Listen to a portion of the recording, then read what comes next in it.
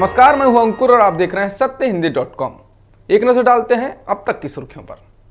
किसान आंदोलन को लेकर केंद्रीय कृषि मंत्री नरेंद्र सिंह तोमर ने कहा है कि मांगों पर सड़क पर बात नहीं होती है। उन्होंने कहा कि किसानों को आज 3 बजे बातचीत के लिए बुलाया गया है और वो आएंगे तो उनका स्वागत है।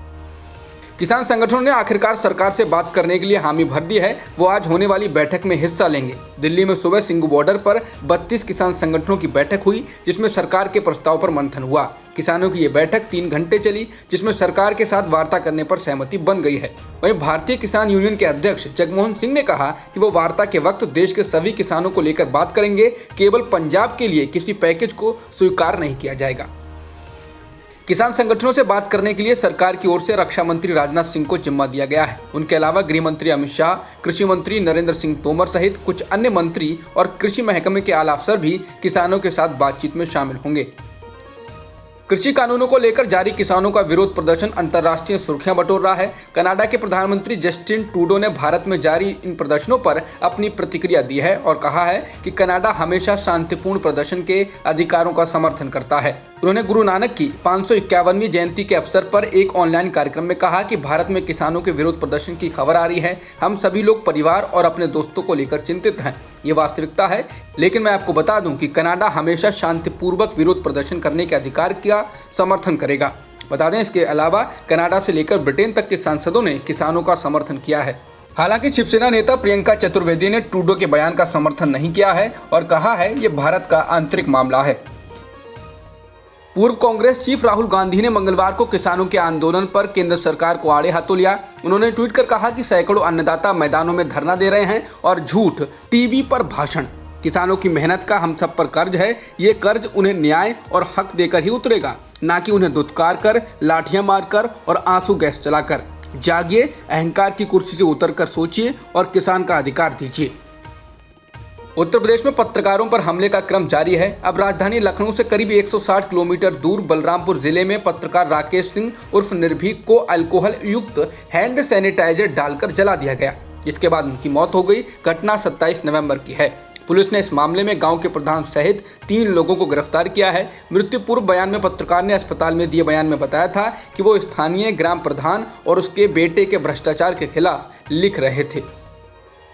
उत्तर प्रदेश और मध्य प्रदेश के अलावा बाकी बीजेपी शासित राज्यों में कथित लव जिहाद के खिलाफ कानून बनाने की होड़ के बीच सुप्रीम कोर्ट के पूर्व न्यायाधीश मदन बी लोकुर ने कहा है ये लव जिहाद कानून चुनने की स्वतंत्रता के खिलाफ है। एक लेक्चर के दौरान उन्होंने कहा कि उत्तर प्रदेश में हाल ही में पास हुआ वो अध्यादेश दुर्भाग्यपूर्ण है, जिसमें जबरन, धोखे या बहकावे से धर्मांतरण कर शादी कराने की बात कही गई है। ऐसा इसलिए है क्योंकि यह अध्यादेश चुनने की आज़ादी, गरिमा और मानवाधिकारों की अनदेखी करता है। जम्मू कश्मीर में जिला विकास परिषद चुनाव के लिए दूसरे चरण का मतदान आज हो रहा है। 43 निर्वाचन क्षेत्रों में मतदान हो रहा है, जिनमें से 25 कश्मीर में हैं और 18 जम्मू में हैं।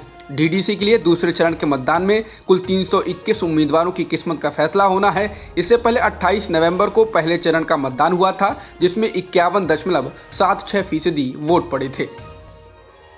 हाई प्रोफाइल चुनाव बन चुके ग्रेटर हैदराबाद नगर निगम चुनाव के लिए आज मतदान हो रहा है। हैदराबाद के इस निकाय चुनाव को काफी दिलचस्प माना जा रहा है, क्योंकि इसे लेकर बीजेपी, टीआरएस और एआईएमआईएम के बीच कड़ी टक्कर है। बीजेपी ने इस चुनाव में सभी राष्ट्रीय नेताओं को उतार दिया था, जिसमें स्मृति ईरानी, जेपी नड्डा, अमित शाह, प्रकाश जावड़ेकर, योगी आदित्यनाथ, देवेंद्र फडणवीस, तेजस्वी सूर्या जैसे नेता शामिल हैं। ग्रेटर हैदराबाद नगर निगम चुनाव में 150 पार्षद चुने जाने हैं। पिछली बार बीजेपी के खाते में मात्र 4 सीटें आई थीं, लेकिन इस बार पिछले महीने दुब्बका उपचुनाव में टीआरएस के खिलाफ बड़ी जीत के बाद बीजेपी के हौसले बुलंद हैं।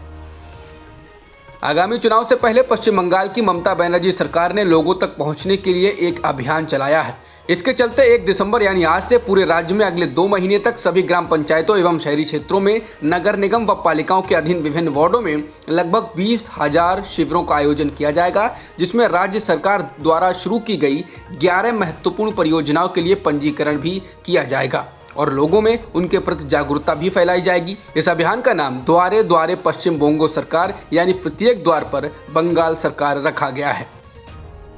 भारत में एक दिन में 31,000 से अधिक कोरोना संक्रमण के मामले दर्ज किए गए हैं और 482 लोगों की मौत हुई है। इसके साथ ही देश में कुल संक्रमितों का आंकड़ा 96,62,000 के पार हो गया है और मृतकों की संख्या 1,37,000 के पार हो गई है। फिलहाल एक्टिव मामले 4,35,000 के पार हो गए हैं।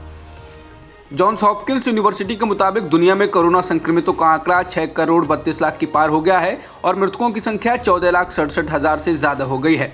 फिलहाल 4 करोड़ 39 लाख से ज्यादा लोग ठीक भी हो चुके हैं। अब तक की खबरों में इतना ही। बाकी खबरों के लिए बने रहिए सत्यहिंदी.com के साथ।